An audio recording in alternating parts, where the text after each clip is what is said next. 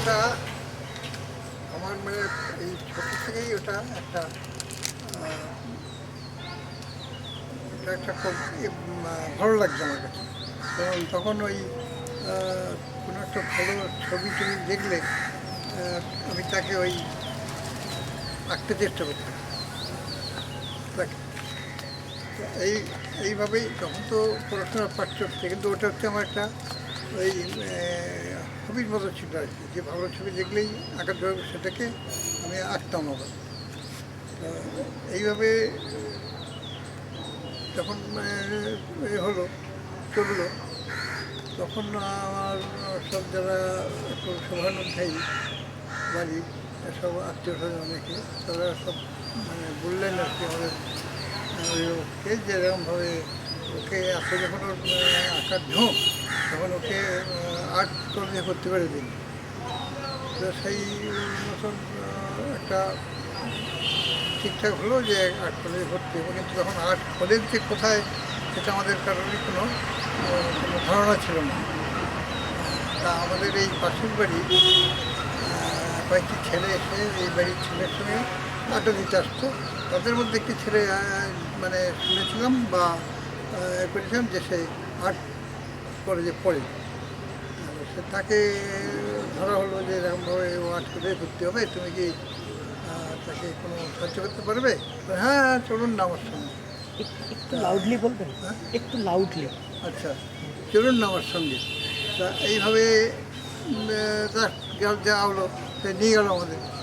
তা যাওয়ার পরে সে ওই ঠিক ওয়েস্টলি আর ওয়েলিংটনের মোড়ে একটা বড় বাড়িতে দোতলায় নিয়ে গেল।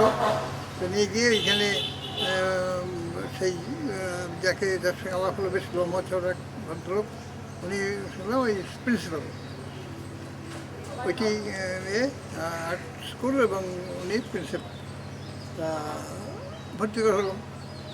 পরে জেনেছিলাম যে ওটা হচ্ছে একটা প্রাইভেট, হ্যাঁ, কারণ ওই তখন এই দুটোই কলকাতায় স্কুল ছিল, মানে একটা হচ্ছে ইন্ডিয়ান আর্ট কলেজ, তা ইন্ডিয়ান তখন স্কুল বলা হতো ইন্ডিয়ান আর্ট স্কুল, আর একটা হচ্ছে গভর্নমেন্ট আর্ট স্কুল। তা একটা হচ্ছে ওই জাদুঘরের পেছনে, যেটা গভর্নমেন্টের, আর ইন্ডিয়ানটা হচ্ছে মৌলারির কাছে ধর্মদাস সেটার উপরে। তা ওইখানে ভর্তি হলাম, আমার তো জানা ছিল না। কাছে কাছেই মানে ছেলেটি যেখানে শিখতো সেখানে নিয়ে চলেছি। তারপর ওইখানে চর্চা করতে করতে করতে করতে প্রায় বছর দুয়েক পরে, বছর তিনেক পরে যিনি প্রিন্সিপাল, তিনি আমার ওই তাদের কাজ দেখে তার খুব ভালো লাগতো, তিনি ভালোবাসতেন আমাকে। তা বললেন যে এরকম আমরা এতে ইন্ডিয়ান আর্ট কলেজের সঙ্গে আমরা কিন্তু মিশে যাচ্ছে, আমাদের এই যে একাডেমিটা ইন্ডিয়ান আর্ট কলেজের সঙ্গে হয়ে যাচ্ছে। তখন আমার ভালো লাগলো, কারণ তখন আমরা ওই সরকারি সাহায্যপ্রাপ্ত যেটা একটা সেখানে যাচ্ছে, এইটাই তারপরে ধরুন ওখানে শুরু হলো ধর্মসভা। তারপর ওখানে প্রায় বছর দুয়েক ওখানে শেখার পরে তারপরে তো ওখান থেকে বেরোলাম। বেরোবার পরে তখন কিন্তু এত এখন যেমন যেসব যারা এত আর্ট কলেজ থেকে বেরোচ্ছে বা করছে, তাদের যা সুবিধা এখন তারা যা পাচ্ছে, তখন তো সেই সুবিধাটা ছিল না মোটে। তখন কোনো ভালো পত্রিকা নেই, মানে এখন যেমন নিউজ পেপারে সব আর্টিস্ট রাখে, তখন সব বলাই ছিল না। তা তখন বেরিয়ে কী করি তখন সেই নানা রকম এটা ওটা সেটা এসব কোনো কাজ করতাম। পরে কিন্তু ইচ্ছে ছিল যে ভালো ছবি করার, কিন্তু সুযোগ কোথায়। তারপরে এইভাবে এক ভদ্রলোকের সঙ্গে আলাপ হলো, কলেজ পাড়াতেই আলাপ হলো। তিনি ওই ঝাপুকুরের আর কি উনি ওদের মানে ওই প্রুফ দেখতেন, ছাপাটা প্রুফটা দেখতেন উনি, এবং ওর যে প্রেস একটা ছিল, সে প্রেসটা ছাপানো হতো বাইরে। উনি আমাকে বললেন যে এরকমভাবে আমার ভর পরে উনি বললেন যে চলুন আপনার সঙ্গে আমি সৌরভের আলাপ করিয়ে দেবো। সৌরভ তখনকার যিনি ছিলেন দেবসেন মজুমদার, আলাপ করিয়ে দেবো। তা আমার তখন মনে খুব আনন্দ হলো যে আমি তখন ওদের সব বই বেরোতো, খুব ছবিওয়ালা বই, দেখে আমার ভালো লাগতো যে এরকম যদি আমি সুযোগ পাই এরকম করতে পারি। তো যাই হোক সুযোগটা যখন এলো তখন আমাকে উনি নিয়ে গেলেন যে সৌরভের কাছে একদিন, গিয়ে আমাকে বললেন যে এরকমভাবে উনি এরকমভাবে যদি কিছু কাজ দেন আপনারা, হ্যাঁ তাহলে ভালো হয়। তা ওই ভদ্রলোকের কিছু কাজ আমি করে দিয়েছিলাম। সেই কাজগুলো নিয়ে উনি গিয়েও দেখালেন যে এই দেখুন এইভাবে উনি এই কাজ করেন। এই তা কাজ দেখে বললেন যে ঠিক আছে বলে আমাকে ওই সূত্রে বেরোচ্ছে, মানে বছর কয়েক হতে বেরিয়েছে।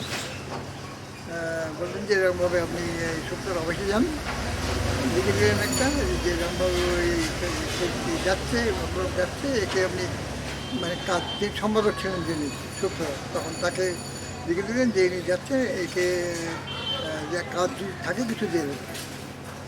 তাহলে যেতে বলতে উনি বলছেন যে বসুন, বলে উনি আমাকে ওই গোটা মানে বার করে গোটা 3 ছবি একটা লিখে দিলেন যে এই ধরনের ছবি, এই ধরনের ছবি, এবং 3টে ছবি আমাকে ইলাস্ট্রেশন আমাকে দিলেন করতে।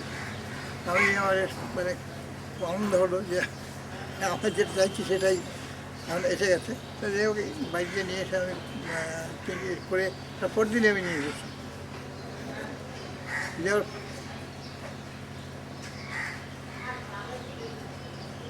পরে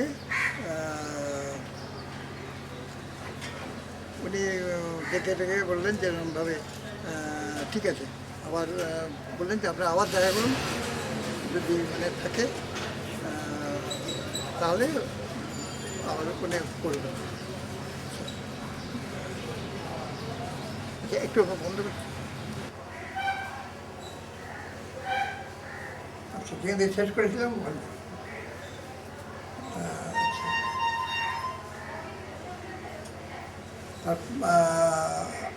ওই আপনাকে জামাপুকুরে নিয়ে গিয়ে কাজ করতে দেওয়া হলো, প্রথম 3টি কাজ।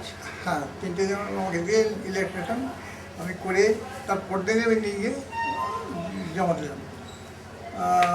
পরে আমাকে বললেন যেরকমভাবে কালকে আসবেন, কালকে আবার নতুন থাকলে আমি দেবো।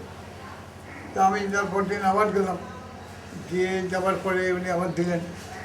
তা তবে ঠিক প্রত্যেক দিনই হয়নি, কোনো দিন হয়তো বলতেন যে আজ তো নেই, পরে আসবেন। তা এইভাবে যাতায়াত করে আরম্ভ হলো আর কিছু কাজ। তারপরে এইভাবে বেশ দীর্ঘ বছর কাটার পরে তা তখন আমাকে ওই স্ক্রিপ্ট দিতে লাগলেন আর কি। সম্পাদক যিনি ছিলেন তিনি পাল্টে গেলেন, তিনি মানে চলে গেলেন। তখন তারপরে তিনি ওখানে নিলেন, তিনি আমাকে ওই স্ক্রিপ্টটা দিতেন তখন, মানে আর ওই লিখে দিতেন না যে এই গল্প হবে এই গল্প হবে। তো স্ক্রিপ্টটা পেয়ে আমার বিশেষ সুবিধা হলো যে এরকম আমি নিজে পড়ে জায়গা বুঝে আমি ছবি করতে পারবো। তা এইভাবে চলতে তারপরে বেশ মানে এরপরে ওর যে তখন তিনি দেখছিলেন আমাদের সৌরভর ছোটো ভাই ক্ষীরোদবাবু আমাকে একদিন জিজ্ঞেস বললেন যে রামনারায়ণবাবু এরকমভাবে যদি বাংলাতে আমাদের কোনো কমিক্স নেই, তা আপনি কি পারবেন? আচ্ছা, এটা কোন সময়কার কথা, এটা কোন সালের কথা? এটা প্রায় হচ্ছে 1956-57 হবে এরকম। তা আমি বললাম যে হ্যাঁ, চেষ্টা করতে পারি, ঠিক আছে। এখন আমি এসে আমার তখন আমাকে ব্যাপারে সুবিধা হলো যে আমি ছোটোবেলায় মানে কী বলবো কিশোর বয়সে এই এই রাস্তায় এখানে আমাদের একটা গয়নার দোকান ছিল একদম সোজা ওই ইয়েতে। আমি ওইখানে বসতাম, বসে থাকতাম, এক রহমত ছিল, এখানে বসে থাকতাম। কারণ ওই পাড়ার সমস্ত সব আমার বয়সী বা আমার থেকে হয়তো কিছু বড় বা এরকম এই মানে কিছু ছেলে এরকম এক জায়গায় জুটে ওখানে জুটে ওরা এই নানারকম খেলাধুলা, তারপরে ওই এটা সেটা করতে ওর মাঝে মাঝে রোড টোড পেছনে লাগতো। তা আমিও সেগুলো দেখতাম। তা আমার কাছে যখন এই মানে প্রস্তাবটা এলো যে কমিক্স করতে পারবেন কিনা, আমি তখন করে আমি ওই সব ঘটনাগুলোকে আমার ওই দেখা ঘটনাগুলোকে আমি তখন গল্প আকারে মানে ছবি দিয়ে আমি সাজিয়ে দিলাম। তা তারপর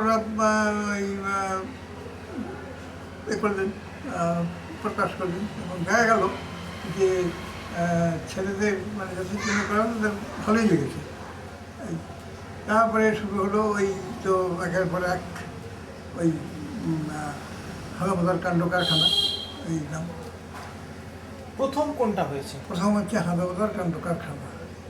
আচ্ছা, তারপরে বছরখানেক পরে, একটি বছর পরে আমাকে আবার ওই ফেরতই আবার আমাকে বললেন যে আচ্ছা আরেকটা, এটা তো চলছে, আরেকটা আপনি করতে দিতে পারেন তো করুন না, রঙিন, মানে এখন যেরকম বেরোচ্ছে রঙিন। আমরা যে হ্যাঁ ঠিক আছে। তা সেটা করবোটা কি, ওটা তো নয় ছোটোবেলার একটা ঘটনাগুলো সাজিয়ে করলাম, কিন্তু এটা তো নয়। তা তখন আমি যে বাড়িতে এসে আগেই একটা করে নামটা এসে গেল আগে মাথায়, তো নামটা এলো। নামটা আসার পরে যে কীরকম হবে, গ্রেড কীরকম হবে, তো আঁকাটি করতে এরকম একটা কিংবদন্তি আমার ফিগার এসে গেলো ওপরে ভারী নিচে। তা ওইটা দিয়েই শুরু করলাম। তা যথারীতি বলতে লাগলো পত্রিকায়। কিন্তু ওটা ওর এটা পাওয়া গেল মানে ওর যে মানে জনপ্রিয়তাটা পাওয়া গেল ওই যখন আমাদের বাংলা আমাদের ইন্ডিয়ার সঙ্গে যখন পূর্ব বাংলা মানে পূর্ব পাকিস্তান যখন যুদ্ধ লেগেছিল সেই সময় 71 সালে, হ্যাঁ প্রথম যখন যুদ্ধ লাগলো, সেইটা ওই ওটার উপরে ওরা সব এখানে প্যাটার্ন ফ্যাক নিয়ে সব আমাদের অ্যাটাক করেছিল। আমাকে ওই খেলাধুলোকে বললেন যে আচ্ছা এই তো এখন তো আমাদের মধ্যে যুদ্ধ চলছে, এই মানে যুদ্ধের মধ্যে বাটুকে কিছু কাজে লাগানো যায় কিনা। তাহলে হ্যাঁ, আমি জিজ্ঞেস করলাম যে কোনো রকম কিছু মানে অন্য ব্যাপার আসবে না তো এর মধ্যে? না এখন তো আমার শত্রুপক্ষ যুদ্ধ চলছে। আমি তখন ওই পাটুকে নামিয়ে দিলাম ফিল্ডে, একেবারে সেই ওদের ট্যাঙ্ক নিয়ে ওদের চলে যাচ্ছে, ওদের সব প্লেন থেকে সে উত্তর নিয়ে নিচ্ছে, ওদের সে গোলা মানে এমন সে যে ওদের সেই বড় বড় সেল এসে ডুবে নিয়ে ওদের দিকে আমি ছড়িয়ে দিচ্ছে, গোলাগুলি সব গায়ে লেগে ছিটকে বেরিয়ে যাচ্ছে। এইরকম মানে চেড়ে যাচ্ছে, ওরা সব গোলাগুলি চালাচ্ছে, সব ওদিকে ছিটকে গিয়ে আর সেই গোলাগুলি দিয়ে ওদেরই ঘাড় করছে। এইটা যখন মানে হলো তখন বোঝা গেল যে মানে লোকের যে একটা ভালো লাগছে, তখন বোঝা গেল। তারপরে সেই যুদ্ধ চলছিল, তখন সেই যুদ্ধ নিয়েই হলো। তারপরে যুদ্ধ নিয়ে যাওয়ার পরে তখন আর তো আর যুদ্ধ নিয়ে করা যায় না, তখন আবার সেই যথারীতি অন্য যেমন এখন যা চলছে অন্য লাইনে এখন মানে ওরা শুরু হয়েছে। যে কিন্তু এটা ঠিক রয়েছে যে অজেয় মানে ওদের গায়ে কিছু লাগে না, সে মানে এক ঘুরিতে সে পাথর ঘুরিয়ে দিতে পারে। তারপরে কেউ যদি কোনো লোহা দিয়ে পেটে লোহাই ভেঙে যাবে, এবারে এই ধরনের গুলি করলে গুলি ছিটকে যায়, ছুরি মারলে ছুরিও ভেঙে যাবে। এই তার হচ্ছে এইভাবে এখনও ওই চলছে, ওই নানা ধরনের গল্পের মধ্যে এগুলো ঢুকছে। এই আর একটা কথা এখানে আসছে, সেটা হচ্ছে যে আপনার ধরুন হাঁদা ভোদার ক্ষেত্রে হ্যাঁ। যেটা হয়েছে সেটা হচ্ছে আপনি পাড়ার কিছু দেখা ও চরিত্র বা অভিজ্ঞতা হ্যাঁ। সেগুলো আপনি হাঁদা ভোদার মধ্যে কাজে লাগিয়েছেন। হ্যাঁ। আচ্ছা, কিন্তু বাঁটুল দি গ্রেটের ব্যাপারটা একটু অন্যরকম, কারণ হ্যাঁ। বাঁটুলের একটা অন্যরকম চরিত্র, হ্যাঁ। একটা লিজেন্ডারি চরিত্র। হ্যাঁ। এখন এটার পেছনে কি অনেক সময় দেখা যায় যে কোনো একটা চরিত্র মাথার মধ্যে থাকে, সেটা নিয়ে কোনো গল্পকার গল্পে সেটা ফুটিয়ে তোলে, না, না, না, সেটা- যেরকম ঘনাদা, যেরকম টেনিদা, ওটা এরকম একদম- কোনো দেখা চরিত্র আছে কিনা? একদম মানে ওইরকম কিছুই নয়, আচ্ছা। ওই ধরনের কোনো কিছুই নয়। টেনিদার হচ্ছে মানে গুডবাজ, হ্যাঁ। ঘনা তো একরকমের গুডবাজ, হ্যাঁ। কিন্তু এ তো তা নয়, হুম। এ হচ্ছে অদ্ভুত একটা লোক বা অদ্ভুত এই যে বিরাট বয়স্ক তাও নয়, ওর আমার সঙ্গী আছে। এর হচ্ছে মানে সে অদ্ভুত, সে অনেক সময় দেখা যায় যে ওর যে নিজের ক্ষমতা ও নিজে হয়তো অনেক সময় জানে না, বুঝতে পারে না হুম। যে আমার এত আছে। তা এটা একেবারে কল্পনা। মানে আগে বললাম যে হাদামোদা বা এরা আমার দেখা মানে ছোটোবেলার ঘটনাগুলো কিছু আছে, অবশ্য পরে বানাতে হয়েছে, ছোটোবেলার ঘটনা কত, কিন্তু এটা একেবারে গোড়া থেকেই কাল্পনিক, টুলটা গোড়া থেকেই কাল্পনিক একেবারে।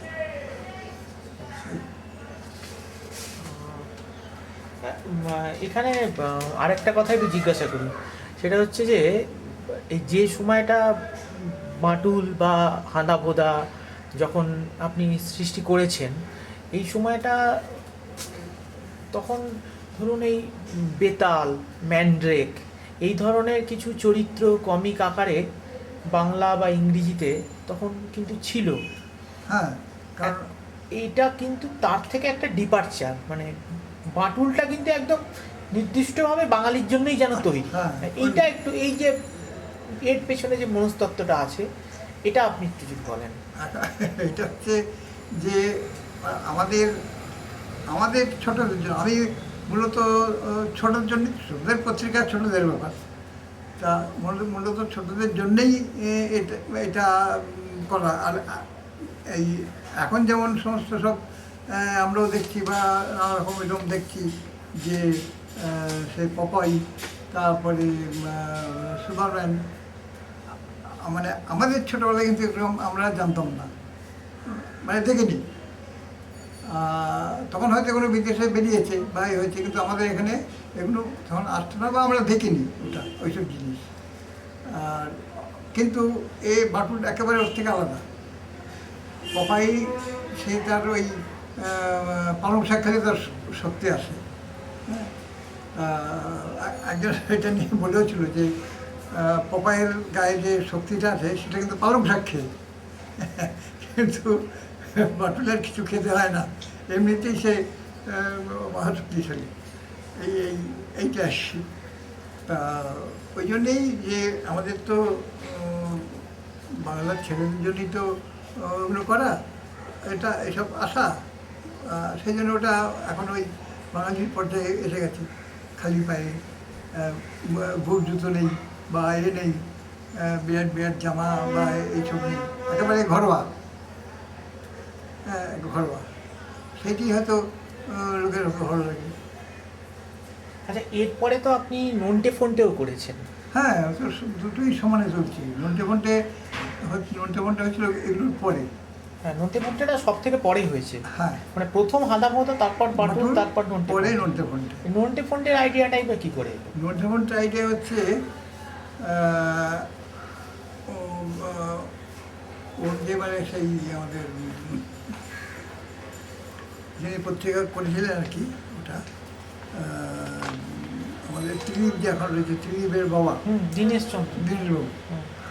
দীনেশবাবু ওর সঙ্গে আমার আলাপ হয়েছিল একটা অদ্ভুতভাবে। এটা হচ্ছে যে দীনেশবাবু বড় ছেলে, মানে ত্রিদীপের এক দাদা ছিল দিলীপ, সে লেখালেখি করত। সে একটা এরকম ছবির দিয়ে গল্প জন্যে একটা গল্প লিখেছে, হ্যাঁ।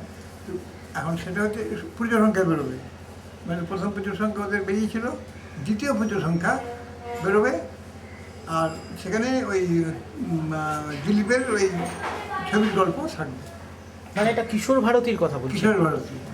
তা কিন্তু মানে ছবি যে কে করবে, ছবি তো করা চাই, দীপ এই গল্পটা লিখেছে, কিন্তু কাহিনীটা ছবি দিয়ে করবার জন্যে, তো ছবি তো করবে কে করবে।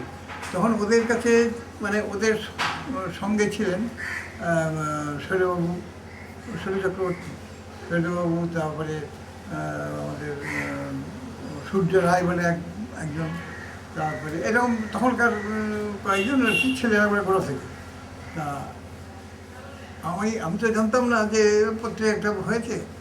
আমাকে ওই দ্বিতীয় বর্ষ থেকে আমাকে ওই ছবির গল্প যে ছেলে যে করেছে সেই জন্যে আগ্রহকে সেই জন্য উনি অস্থির হয়ে গেছে। কারণ শৈলবাবুকে বলছেন যে আমাকে যা বলেছিলেন উনি, দিনের বাবু, যে আমি শৈলবাবুকে বললাম, শৈলবাবু খানিকটা যেন মনে হলো লজ্জা খেলাচ্ছেন। হ্যাঁ তাই তো, সময়ও কম ছিল, কিছু সংখ্যা বেরোতে সময়টা খুব কম, কী করে হবে হেন বলে। তখন একজন ছিলেন রবিদাস সাহারাই বলে, ছোটদের লেখক, তিনি আমার কথাটা আমাকে বললেন যে আপনি নারায়ণবাবুর সঙ্গে যোগাযোগ করুন। তা তখন উনি বললেন যে আপনি ওকে আমার কাছে নিয়ে আসুন। তা আমি তো তখন যেতাম কলেজ সিটে, আমাকে একদিন টেলিফোন করে বললেন যে আপনি এরকম দিনবাবু আপনার সঙ্গে কথা বলতে চাইছে, আপনি আসুন একটু এই জায়গায়। আমি তো জানি না। এবার ঠিক আছে আপনি আসুন, আমি ওই হাত খেলেনের মুখে আমি দাঁড়িয়ে থাকবো, আপনি আসুন। তো আমি যথারীতি গেছি, দাঁড়িয়েছি, দেখে উনি দাঁড়িয়ে আছেন, নিয়ে আমাকে নিয়ে গেলেন। ও একটু ভেতরে ঢুকেই, ডিমপট্টি ওটা, একটু ভেতরে ঢুকেই দেখি ওদের প্রেস ছিল, একটা বড় প্রেস, তা দিনের বাবু। তো সেই প্রেসে গিয়ে ভেতরে ঢুকে উনি বললেন আমাকে ওনার কথা বলতে দিতে বলেন, এই অবস্থা, এখন আমি তো মুশকিল পড়ে গেছি, কারণ বিজ্ঞাপন চলে গেছে, পত্রিকায় বিজ্ঞাপন বেরিয়ে গেছে যে এই যাবে পুজো সংখ্যায়, আর এটা যদি না যায় তাহলে একটা বিচ্ছিন্ন ব্যাপার হবে, আপনাকে কিন্তু এটাকে উদ্ধার করতে হবে। তখনই উনি বললেন যে এরকম শৈলবাবু মনে হচ্ছে লাজে খেলাচ্ছেন। আমি বললাম দেখুন আমি কি এত সময়ও কম, তা আমি কি পারবো, কারণ আবার ওয়েবসাইটের তো আগে থেকে আছে, ওদের তো মানে না আর দিন না, আমি খুব বেকারে পড়ি, বিপদে পড়ে যাবো, আপনি এটাকে আমার উদ্ধার করতেই হবে। তো যাই হোক, আমি উদ্ধার দিন আমাকে উনি বেঁচে দিলেন। তা আমি সেইটাকে যত তাদের কয়েকদিনের মধ্যে করে দিয়ে দিলাম দিনবাবুকে, দিয়ে বলে উনি বললেন বাস ঠিক আছে। তবে পুজো সংখ্যা বেরিয়ে গেল, বেরিয়ে যাওয়ার পরে আবার আমাকে ডাকলেন, ডেকে বললেন যে পুজো সংখ্যা তো মিটে গেল ওটা, কিন্তু এবার যে মাসে মাসে দিতে হবে।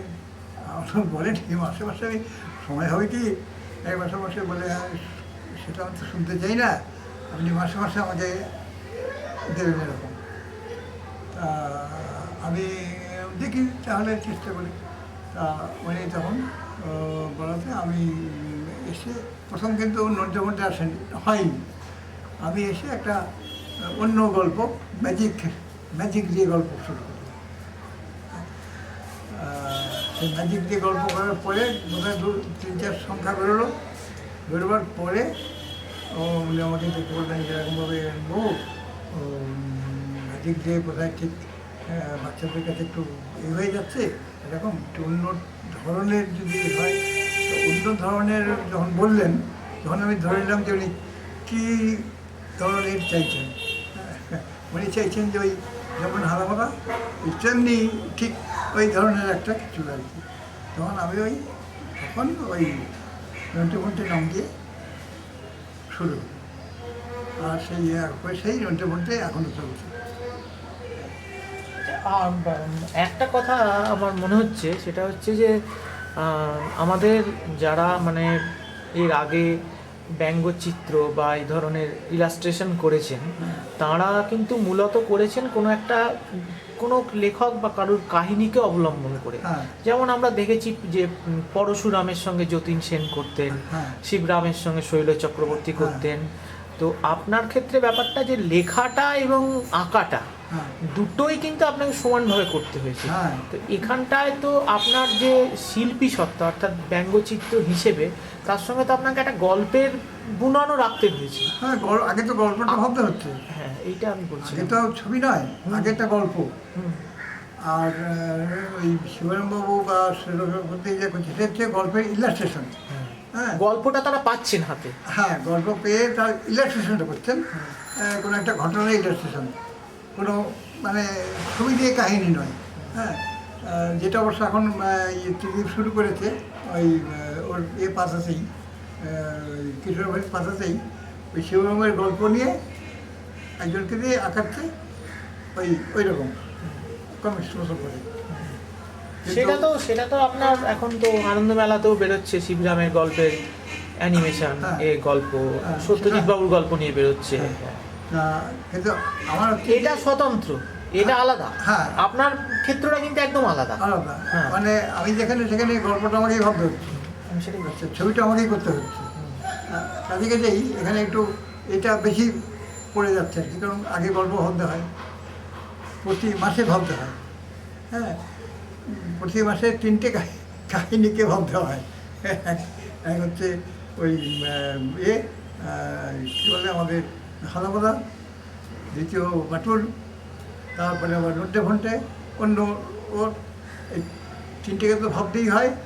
আবার আরেকটা গল্প, সেটা হচ্ছে সিরিয়াস গল্প চলছে, সেটা হচ্ছে কভারিং, সেটা হচ্ছে কৌশিকের অভিযান বলে, ওই মানে কী বলবো অ্যাডভেঞ্চার কাহিনী, অ্যাডভেঞ্চার স্পাইং এই মিলিয়ে এই গল্প, সেটা হচ্ছে কভারে যাচ্ছে প্রতি মাসে।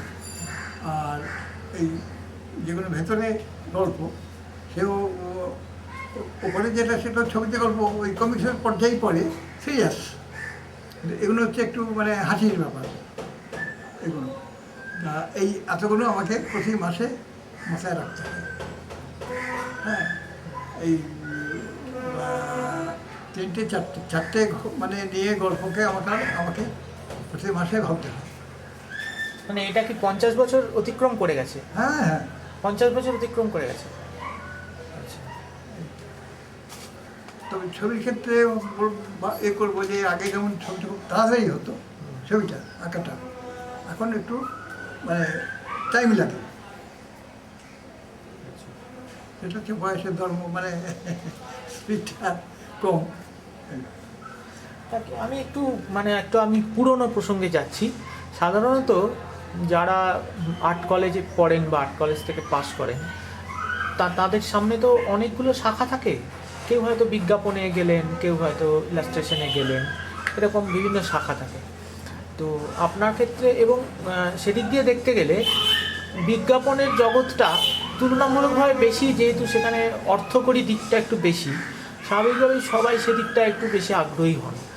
তো এবং সে তুলনায় আপনি যেরকম বলছেন 1950 দশকের কথা, সে সময় সংবাদপত্রের জগৎ এত মানে প্রবল, তার প্রতাপ ছিল না।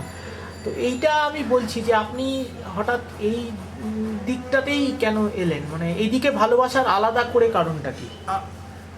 আমি কিন্তু মানে মূলত আমি কিন্তু আর্ট কলেজে ভর্তি হয়েছিলাম ফাইন আর্টস নিয়ে, হ্যাঁ, নট কমার্শিয়াল। কিন্তু আমাকে মানে কমার্শিয়ালে মাথা গলাতে হলো, জোর বুঝতে পারি, কারণ আর্থিকের জন্যে। আর্থিক তখন আমি ছবি করলাম একটা নানা রকম কেলবে, হ্যাঁ, কাজেই আমাকে ওই দিক করে আমাকে এই দিকটা খানিকটা নিতে হলো। যদি আমি কমার্শিয়াল দিয়ে পড়াশোনা শিখিনি কিছু, তবু ওই ছবি আঁকাকে সম্বল করি। সে সময় কেউ তো বললো যে আমাকে, তখন কীরকম কেউ আমাকে বললো যে এরকমভাবে আমাকে একটা মানে সেগুলোর একটা কৌটো ডিজাইন করবে। কেউ বলল, কারণ তখন এমনি লোকাল খুব বানাতো থেকে, কেউ বললো আমার স্নোর একটা করে দেবে, এই করছে এইসব কাজগুলো। আচ্ছা, সে সময় একটা খুব বেশি হতো খুব, সেটা হচ্ছে যে ওই সিনেমা স্লাইড, কারণ তখন বিজ্ঞাপনের মাধ্যমে ছিল সিনেমা। হ্যাঁ, হাফ টাইমে ছবি শুরুর মানে হাফ টাইমের পরে ছবি শুরু হবে, তার আগে ওই বিজ্ঞাপন দেখাতো। হ্যাঁ, ওই কোনো হয়তো কাপড়ের দোকানের বিজ্ঞাপন বা কোনো একটা জিনিসের বিজ্ঞাপন, মাধ্যম ছিল ওইটা। সেগুলো কিছু কিছু করেছি ওইসব, কিন্তু সে তো ঠিক ঠিক ঠিক তো মানে আমি যেটা চাইছি তা তো হয়নি। তো যাই হোক, ওই তখন বাধ্য হয়ে সব করতে হয়েছে। করে করে এটাও করিস কম নয় অনেক ওই ধরনের কাজ। তা তখন তো নেই কিচ্ছু, মানে এখন যেমন সব নানা রকমের সব সুবিধে, তখন তো কিছুই নেই। এই তারপরে ওই আস্তে পরে অনেক পরে যখন ওই সান্নিধ্যে এলাম, কলেজ পাড়ায় এক সম্প্রতি যখন এই দেবচন্দ্রের সান্নিধ্যে আসার পরে এটা পাল্টে গেল। তখন আমি আমার যেটা আমি চাইছি, সেই রাস্তাটা আমি পেলাম।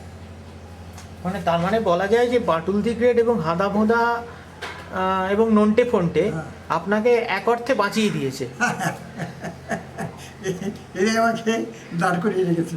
না, আমি বাঁচিয়ে দেওয়া অর্থে একদম জাগতিক বাঁচিয়ে দেওয়ার কথা বলছি না, আমি বলছি মানসিকভাবেও আপনাকে উজ্জীবিত রেখেছে, মানে যেটার সঙ্গে আপনি এখনো মানে একদম ওতপ্রোতভাবে জড়িয়ে গেছেন আর কি। মানে এরাই আমাকে দাঁড় করিয়ে রেখেছে এখনো পর্যন্ত। আরেকটা কথা যেটা আমার মনে হচ্ছে,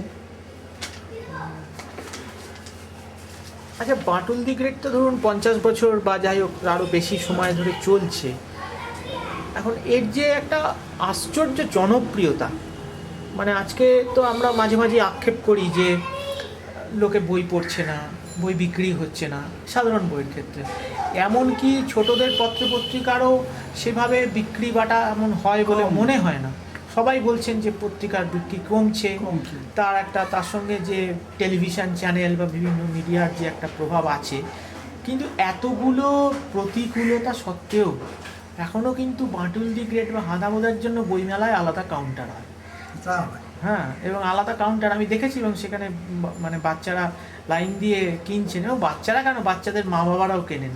হ্যাঁ, কিন্তু এই রহস্যটা কি, মানে একমাত্র রহস্য হয়তো তাদের ভালো লাগে। একটা জিনিস যদি লোকের ভালো লাগে তবেই তো সেটা আগ্রহী হয় সেটা জানতে, বা এর মধ্যে যে আছেটা কি ওই তা ওই জন্যই হয়তো সেটা পছন্দ করে। না মানে মানুষের যেহেতু পছন্দ রুচি এগুলি সবই আস্তে আস্তে বদলে যাচ্ছে। হ্যাঁ, আজকে 30 বছর আগে আমরা যেটা ভালো লাগতো আজকে সেটা হয়তো আমাদের ভালো লাগবে না, সেটা সব ক্ষেত্রেই, সেটা সিনেমা বলুন, বই বলুন, কাহিনী বলুন, সব ক্ষেত্রেই। কিন্তু বাটুল দি গ্রেটকে যেরকম কোনোভাবেই, সেটা আপনি বলছেন অজেয়, তো এখানেও বোধহয় মানে শুধু জাগতিকভাবে অজেয় নয়, মানে সময়কেও বোধহয় জয় করে ফেলেছে। কারণ হয়তো 3 কি 4 নম্বর প্রজন্ম বাটুল দি গ্রেট পড়ছে। হ্যাঁ, আমরা পড়তে বড় হয়েছি, আমার ছেলেও এখনো পড়ে, সিডি কেনে। এটা প্রায় প্রত্যেকের কাছে আমি শুনি, এই যে যেখানে আমি তো গেলাম বা এ করলাম, সেখানে প্রত্যেকে থেকে এই কথাই বলে যে আমরা এখনও পড়ি, ছোটো ছোটো তো পড়েইছি, কিন্তু এখনও আমরা পড়ি, এবং হাতে এলে আমরা আগে দেখি, তারপরে বাচ্চাদের কাছে যাই। আমরা লোকে হয়তো ভালো লাগে সেটা, তাই লোকের এটা না মানে এটা আমার মনে হচ্ছে, যে কারণে আমি প্রশ্নটা আপনাকে করছি, যে এখানে আপনার কোনো সচেতনভাবে আপনি কিছু তার মধ্যে লেখাগুলোর মধ্যে, গল্পগুলোর মধ্যে আপনি সচেতনভাবে কিছু ইন্ট্রোডিউস করেছেন কিনা, যেটা ধরুন আজকে আমার ছেলের যেটা ভালো লাগবে বা আপনার নাতির যেটা ভালো লাগবে, আমার সেটা ভালো নাও লাগতে পারে, আবার উল্টো দিকে আমার যেটা ভালো লেগেছিল কিশোরবেলায় এখন আমার হচ্ছে পরিণত বয়সে সেটা ভালো লাগবে না। কিন্তু এই যে দুটো, সেটা সব ক্ষেত্রে সত্যি, কিন্তু এই যে একটা সার্বিক আবেদন, এইটার জন্য আপনি সচেতনভাবে কিছু এই কাহিনীর মধ্যে, তার অ্যাপ্রোচের মধ্যে কিছু ভ্যারিয়েশন করেছেন কিনা, এটা যদি একটু বলেন। ভ্যারিয়েশন মানে আমি সবসময় চেষ্টা করি যে এমন কিছু বা এমন ধরনের একটা গল্প বা এমন ধরনের কিছু যেটা প্রত্যেকের একটা জিনিস হচ্ছে যে আমি তো মূলত ছোটদের জন্যই করা এটা কেমন, কিন্তু তার মধ্যে ছোটদের যেটা ভালো লাগে, একটা ভালো লাগার জিনিস আছে যেটা ভালো লাগে ছোটদেরও লাগে এবং বড়দেরও লাগে। ভালো লাগাটা এমন একটা জিনিস যে একটা জিনিস যদি হয় যে একটা এমন একটা জিনিস যেটা ছোটোদের খুব পছন্দ এবং সেই সঙ্গে আবার বড়দেরও সেটা পছন্দ করে। হ্যাঁ, তা আমি তো যে কাহিনিগুলো ঢোকাই ওর মধ্যে, হ্যাঁ, আমি সেইটা মানে মাথায় রেখে বা সেইটা করি, বলবার চেষ্টা করি যাতে সবারই ভালো লাগে। এটা শুধু এর জন্য নয়। যেমন এই যেমন এতে এই বেশ কয়েক জায়গায় একবার গিয়েছিলাম, তো আমি সেখানে বলছিলাম যে আমার এগুলো কিন্তু মূলত ছোটোদের জন্য। আমি সঙ্গে সঙ্গে ওরা সামনে দেখে বলবে আমরাও ছোটো। আমি বললাম, হ্যাঁ, আমার কাছে এখন সবাই ছোটো এবং আমিও ছোটো। কারণ ছোটোদের কাহিনি বলতে গেলে নিজেকে ছোটো হতে হয়। বা ছোটরা কী ভালোবাসে, কী তাদের পছন্দ, কী সেইটা আগে নিজেকে জেনে এবং তাদের মতন হয়ে তবে সেই একটা যদি কিছু করা যায় সেটা তাদের ভালো লাগে। হ্যাঁ, এবং সেক্ষেত্রে আপনি মানে শতকরা 100% সফল। হ্যাঁ, কারণ না হলে আমি বলছি, আমি আপনাকে খুব মানে নির্দিষ্টভাবে বলছি, আপনি যদি এখন এমনকি উপেন্দ্র কিশোর রায়চৌধুরীর গল্পগুলি পড়েন, হ্যাঁ, হ্যাঁ, দেখবেন একটা ওই সাধু ভাষার যে বাঁধুনি গঠন আজকে আর সেটা ভালো লাগছে না, কারণ আজকে অনেক স্মার্ট ভাষায় লেখা হয়। কিন্তু ওই মানে মানে ওই ভাদা ভোদা আর বাটুল দিকে ওই ভাষা নেই, ওই ভাষা নেই না। হ্যাঁ, তাতে হচ্ছে এখনকার যারা সোজা কি, তাও তো খানিকটা আমি মানে করে এনেছি, কী বলবো, মানে মানে পরিশীলিত করে নিয়েছি। কারণ আগে সাধারণত যা হয় ছোটোদের ভাষা বা যারা একটু ওই টাইপের তাদের একটু মানে ভাষার টোনটা অন্যরকম। হ্যাঁ, যেমন যেমন আমি কিছু বাদ দিয়েছি, যেমন মাইরি কথাটা। হ্যাঁ, যেমন ওরা কিছু কথাই বলতো যে এবং এটা এখনও হয় বলে, হ্যাঁ, মানে যাবি তো মাইরি বা যা দেখ এটা কী সুন্দর বলবো, কী তোকে কী জানা বলে মাইরি বলছি, এই কথাগুলো এখনও চলে। কিন্তু আমি ওখান থেকে ওই শব্দটাকে মানে ক্রমশ আস্তে আস্তে মানে বাদ দিয়ে দিয়েছি, দিয়ে অন্য ধরনের ঢুকিয়েছি। আগে যেমন আগের ভাষা তো এখন চলবেই না, ভালোই লাগবে না। বন্ধুকিশোর বা আগেকার যারা সব লিখেছেন যে যে বাংলা ভাষাটা যে ধাঁচে, সেটা তখন চলে না। শুনতে ভালো লাগে, এমনি শুনতে ভালো লাগে, কিন্তু চলে না। আরেকটা মজার কথা, এই যে সেটা মানে এও অবশ্য হয়ে গেছেন যে তখনকার যে গল্প কোনো বা গল্প, সেই গল্প নিয়ে যদি এখনকার ভাষায় ডায়ালগ বানানো হয় সে কিন্তু ভালো লাগবে না। ওর গল্প ওর ভাষাতে ডায়ালগ দিলে ভালো লাগবে, কারণ সময়ের এটা সময়ের দিলে ভালো লাগবে। এইটা হচ্ছে যখন যেমন ঠিক সেই সময় সেই এতে চলতে হয়।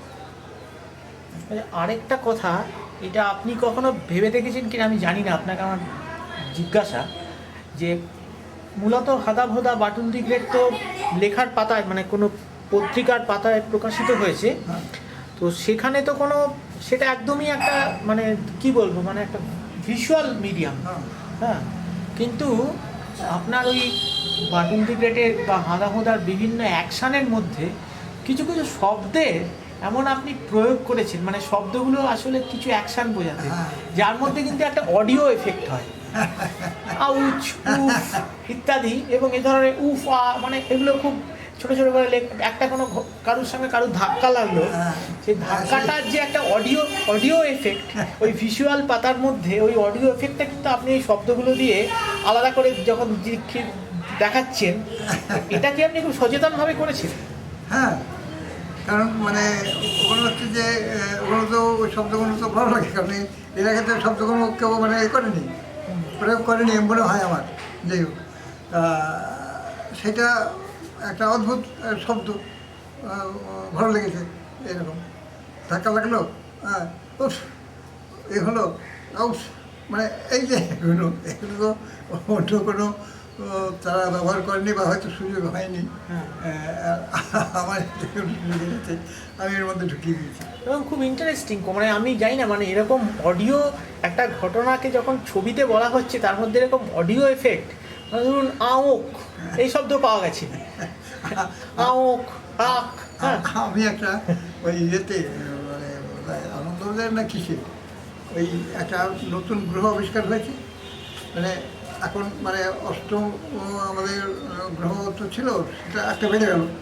একটা কিছুদিন আগে এই যে কী গ্রহ, হ্যাঁ, তা সেখানে যে প্লুটোটা কি গ্রহ নয়, হ্যাঁ, হ্যাঁ, সেটাকে অন্য একটা গ্রহ।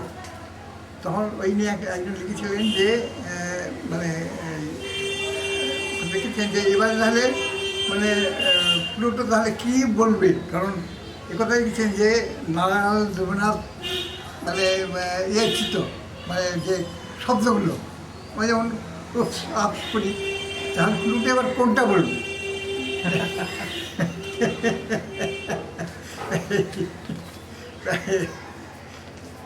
একটু প্রসঙ্গান্তরে যাচ্ছি, সেটা হচ্ছে যে আপনার আপনি তো এখন তো ধরুন হাঁদা ভোঁদা বা বাটুল দি গ্রেট মানে অ্যানিমেশন ছবি হিসেবেও এসে গেছে, হ্যাঁ সিডি ভিডিতে পাওয়া যাচ্ছে। তো এই জায়গাটা, এই যে একটা অন্য মিডিয়াম যেটা আপনি যেভাবে শুরু করেছিলেন সেটা তো একদম ভিজুয়াল মিডিয়াম একটা, এর সঙ্গে যখন এই মাল্টিমিডিয়া অ্যানিমেশনের ব্যাপারটা এলো, তো এটাকে আপনি ঠিক কীভাবে দেখলেন? কারণ আপনার যে সূত্রপাতটা যে জায়গা থেকে, এটা এই মিডিয়ামটা কিন্তু তার থেকে আলাদা। হ্যাঁ, এটা তো আলাদা। ব্যাপার হচ্ছে যারা মানে এটা করতে চাইলো, একটি ছেলে হাওড়ার, সে নট্যপন্ডে নিয়ে করতে চাইলো, আর কলকাতায় ওদিকে ওই মানে যাদবপুর অঞ্চলে সন্তোষপুর এই দিকটা এক ভালো লোক, সে ওই হাঁদাবাদা আর মাটুলটা করতে চাইলো।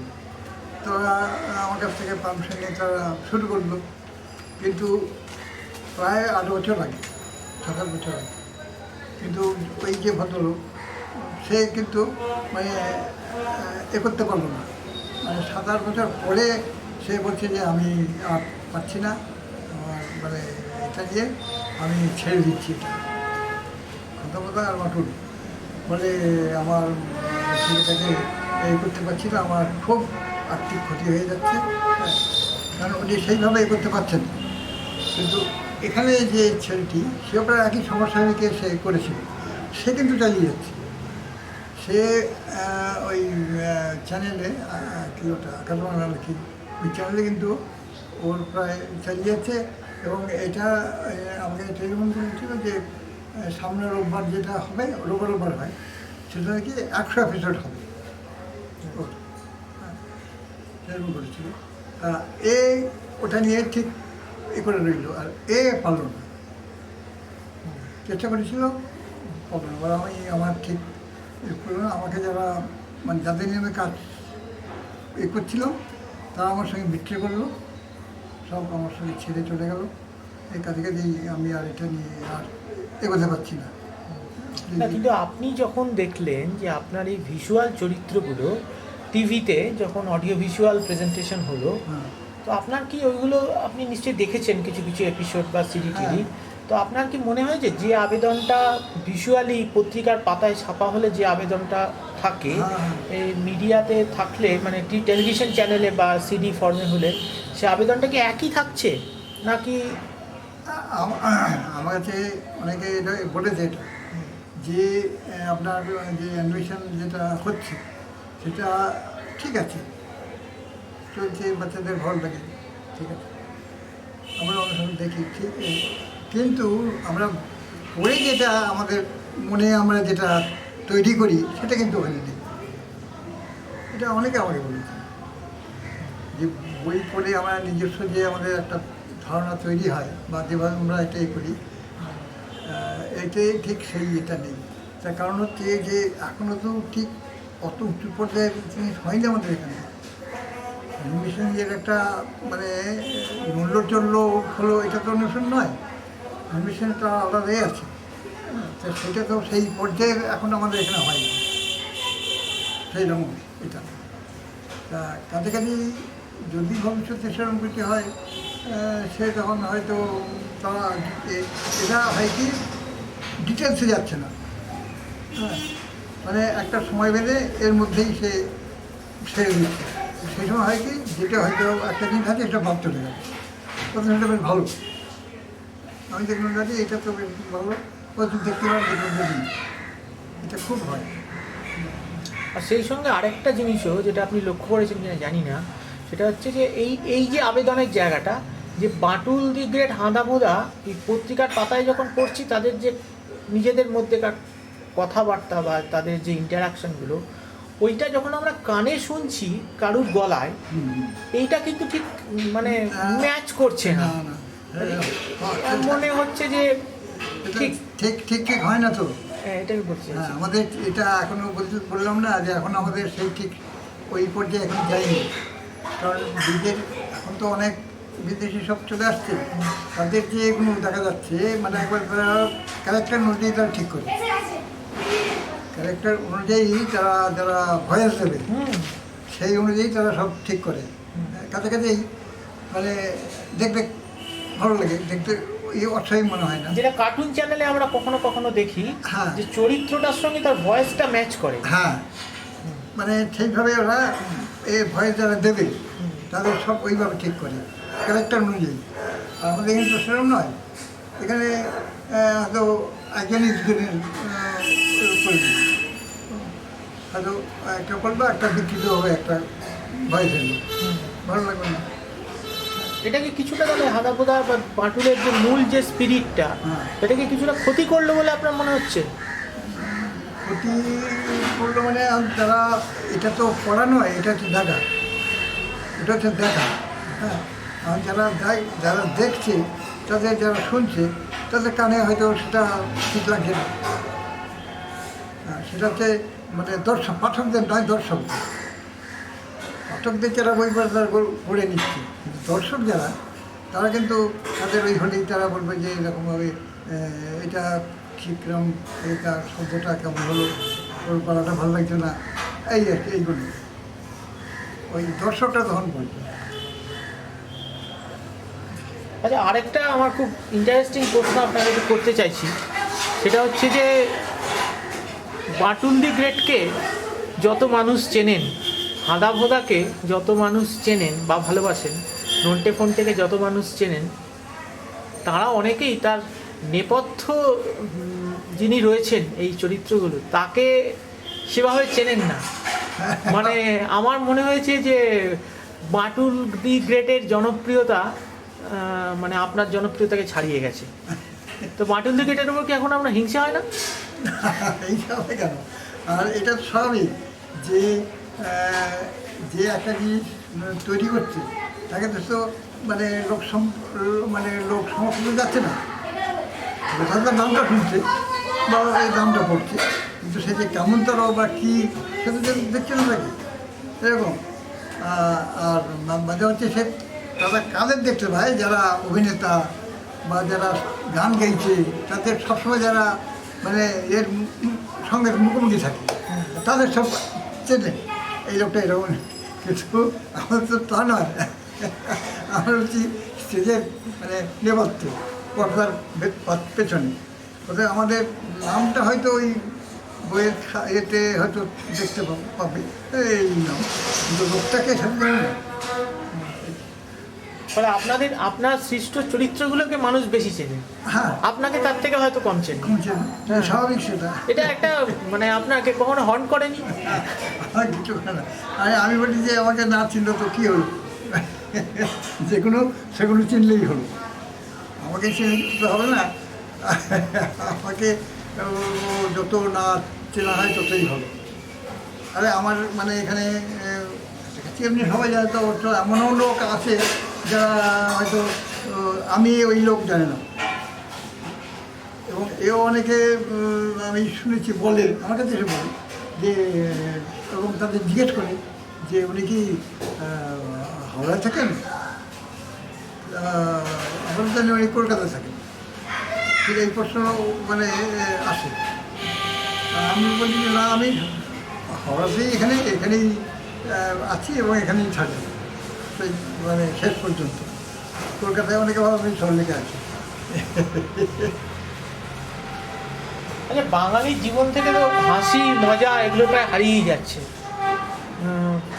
মানে সেখানে বাকি বাঙালিদের জন্য বাঁটুল কি ভাবছে? কী ভাববে, তো একটা জিনিস আমি দেখি এখন, মানে হাসি তো সত্যি কথা নেই, মানে লোকের এর থেকে হাসিটা প্রায় উধাও হয়ে গেছে। আচ্ছা, তবুও যেখানে ওই হাসির জিনিস করতে চায়, আনতে চায়, সেখানে সেটা এই কী বলবো, ভাড়ামোর পর্যায়ে এসে যায়। ভাড়ামো দিয়ে কখনো মানে হাসি করা যায় না, সেই কিন্তু আমাদের এখানে ওইটাই হয়, ভাড়ামো দিয়ে লোককে হাসাবার চেষ্টা। আর একটা জিনিস হচ্ছে আমার যেগুলো আমার মানে সৃষ্ট যেসব এগুলো, তাতে কিন্তু কোনো ভাড়ামের কিছু নেই। হ্যাঁ, যে নানা রকম দিয়ে বা নানা রকম সুরসুরি দিয়ে বা এই নানা রকম দিয়ে, এটা নেই। আমার হচ্ছে যে কথা দিয়ে এবং ছবি দিয়ে অ্যাকশন, তার সাথে অ্যাকশন দিয়ে, একদম নির্মল মজা, এক নির্মল মজা। এই যেমন আমার বেরিয়েছিল একটা যে পত্রিকাতে আর কি কোন সংখ্যায়, যে ওই পার্কে গেছে, পার্কে গিয়ে নোটে ফোন পার্কে গিয়ে সেই ওই এটা ঘুরতে ঘুরতে দেখে একটা যে দোল খাচ্ছে। তা সেই নোটে সেই দোল খাচ্ছে দোল খেতে খেতে সে এমন সেই খেলো যে এদিকে মানে যে আমাদের সুপারিনটেন্ডেন্ট যিনি, তিনি ওই একটা এর ধারে দেখছেন চারদিকে আর কি ঘুরে উঠলে, ওখান থেকে দৌড় খেতে গিয়ে ওই ট্রেনটুকে সে এমন ওই পায়ে এটা ঝটকা দিল যে সে একবারে মানে ছিটকে এসে পড়লো একবার সেই মানে সুপারিনটেন্ডেন্টের সেই পিঠের উপরে। হ্যাঁ, সটাম উপরে তার পিঠের বসে পড়লো। তখন সেই মানে ওটোর সামনে ছিল পুলিশ, মানে পাহারাদার। সে বলছে এইসব মানে মানে কী বলে, এইসব দুষ্কৃতির জন্যেই আমাদের এখানে থাকতে হয়। হ্যাঁ, শুধু জানে না যে ওই মেয়ের লোক মানে ছেলে, মানে এই হুলিগানদের জন্যেই আমাদের এখানে পাওয়া দিতে হয়। হ্যাঁ, তা সে ওকে ধরে নিয়ে চলে যাবে। এগুলো আর কি মানে আমার ঘটনা দিয়ে একটা মজাদার ব্যাপার, এটা না করতে পারলে কী করে হবে। তার সাথে কিছুটা মেসেজ দেওয়ার চেষ্টাও কি আছে, মানে যেহেতু কিছু না, মেসেজ দেওয়া করতে গেলে আবার সেটা অন্যরকম, কারণ এটা এতেই তাই মানে ছোটোদের দিয়েই বলছি, ছোটোদের এই চাই যে তাদের কোনো যে বিশেষ মানে এক কথার উপদেশ দিতে গেলেই কিন্তু তাদের অন্যরকম। হ্যাঁ, তারা উপদেশ শুনতে চায় না, যে নানা রকম, কারণ এটা তারা হটবকত শুনছে উপদেশের কাহিনী বা উপদেশের ঘটনা, ওদিকে একদম নয়। আমি দেখেছি যুবদের মিলে এলে জ্ঞান দিচ্ছে বলে, হ্যাঁ, কাছাকাছি ওই লাইনে নয়, উপদেশ ছাড়াই মজার ঘটনা। আচ্ছা, বাটুল দি গ্রেট বা হাঁদাভোদাকে নিয়ে কি কোনো ভবিষ্যৎ অন্য কোনো পরিকল্পনা আছে আপনার? এখনো পর্যন্ত তো নেই, আর পরিকল্পনা আর কী বা মানে করবো জানি না, হবে কি না, তবে চেষ্টা করে যাব যদি অন্যরকম কিছু পরিকল্পনা মাথায় আসে। সেটা কি ধরনের পরিকল্পনা?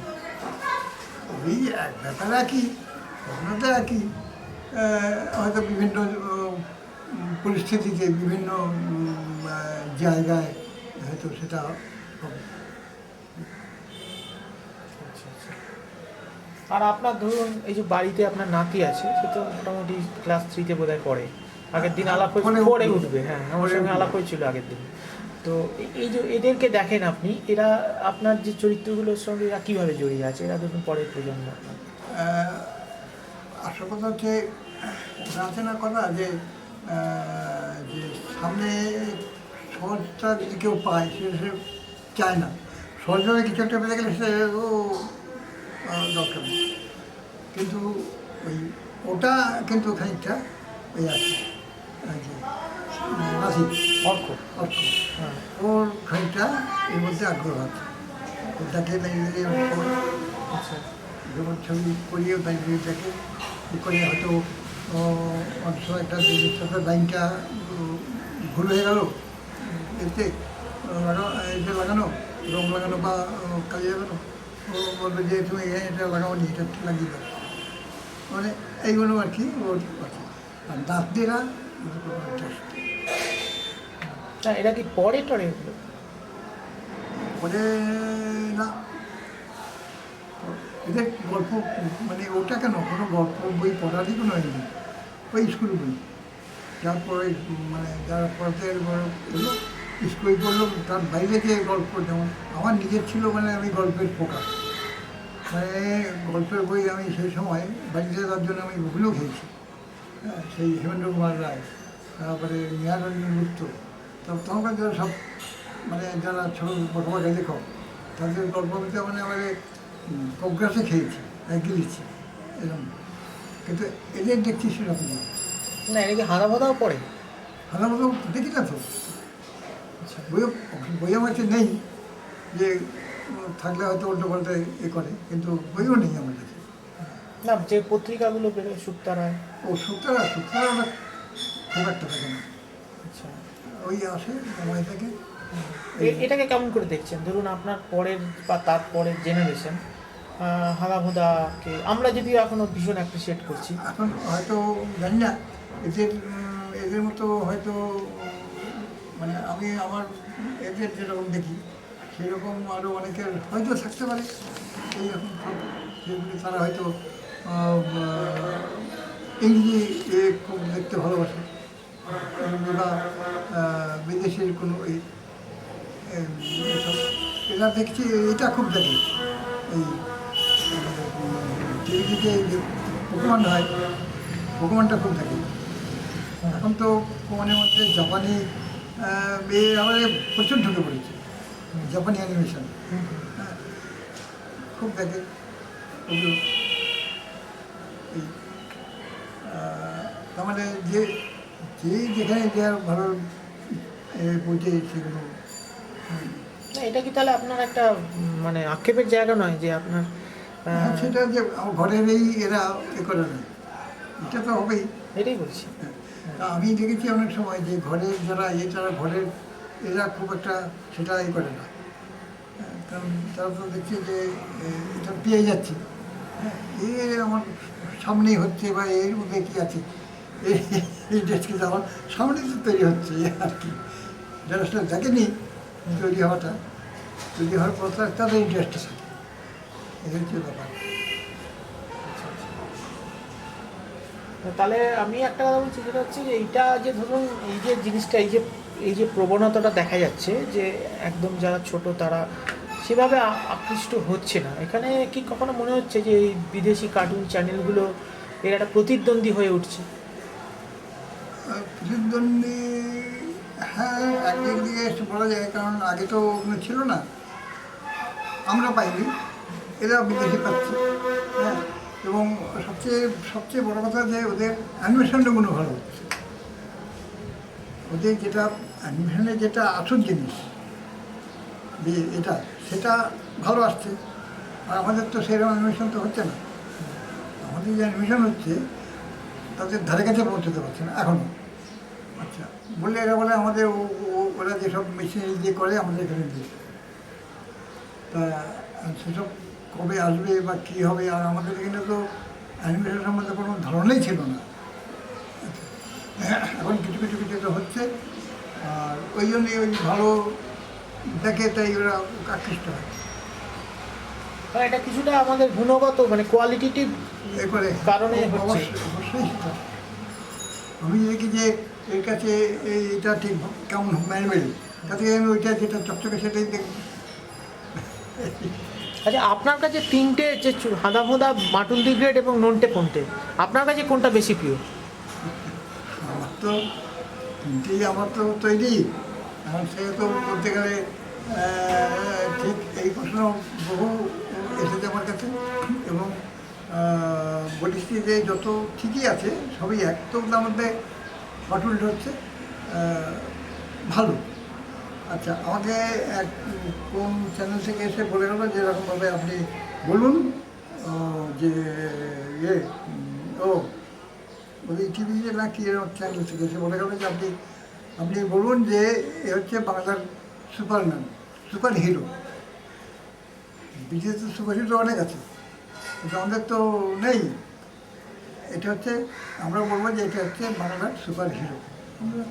তাই সুপার হিরো হবে। মানে আপনার কাছেও বাঁটুল সব থেকে বেশি প্রিয়? হ্যাঁ, একটু অদ্ভুত টাইপের তো, এই মানে যেহেতু অদ্ভুত এবং এরকমটা কখনো আগে হয়নি, তাই হ্যাঁ, সেই হিসেবে। তাই এই আচ্ছা আচ্ছা, অনেক ধন্যবাদ। হ্যাঁ হ্যাঁ, আপনাকে অনেকটা বিরক্ত করলাম। হ্যাঁ হ্যাঁ তো তুমি করে বলছি তো, হ্যাঁ নিশ্চয়ই, তুমিও তো ঘেমে নিয়ে মানে ঠিক আছে একশো হয়ে গেছো। ঠিক আছে। যা গরম।